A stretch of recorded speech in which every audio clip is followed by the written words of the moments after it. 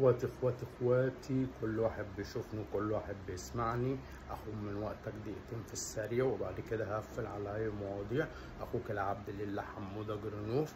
اول ما قلنا بني سويف بلدنا الكل بيقلدنا من سنه 2012 على الملأ وعلى الشاشات، وطول عمري بشرف ببلدي وولاد بلدي لحد اخر اغنيه بذكر بني سويف، من قبل ما البلد تبقى ظاهره على الشاشه ومن قبل ما البلد يبقى فيها مواهب وتتشاف، عشان اللي ثابت على مبدأ مش بنحكها في البلد بس احنا بنحب بلدنا، وبلدنا مش محتاجة صيت يا جدعان عشان هي حلوة بشبابها وحلوة بأهلها المظبوطين، وفي أي حتة لينا تمامنا. ومعلومة في السريع، أخوك عمره ما صرف جنيه على السوشيال ميديا، ولا حد سوقه، ولا مسك لي إدارة أعمال، ولا حد مسك لي شغلي، ولا اتعاملت اصلا مع واحد بتاع ميديا جاي من تحت السلم، ولا اتسوقت ولا شركه انتاج ولا اي كلام. هي مره واحده مسكت القلم مع شركه غنوه، كانت مصنع الابطال على وقته وما اتفقناش وما نزلليش شغل معاهم، واي شغل في التمثيل ما تعرضليش منه اي حاجه، سواء مسلسلات مسرح افلام اي حاجه.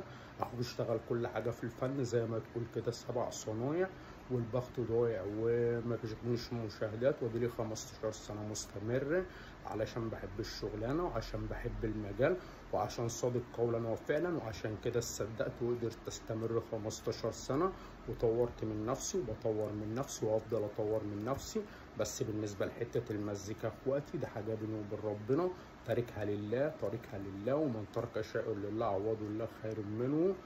وبنقص ان الواحد يعمل حاجه ممكن تزعل ربنا منه، بسعى في الخير ومحتواي في الخير. اتمنى كل اخواتي تتابعوا وتشوفوا الفيديوهات اللي انا بنزلها، والهدف الاول والاساسي ان اي حد يشوفني او يظهر له فيديو من فيديوهاتي يصلي على سيدنا النبي في قلبه قبل اي كلام، وهو ده الهدف من الكلام. اخوكم العبد الفقير لله حموده جرنوف.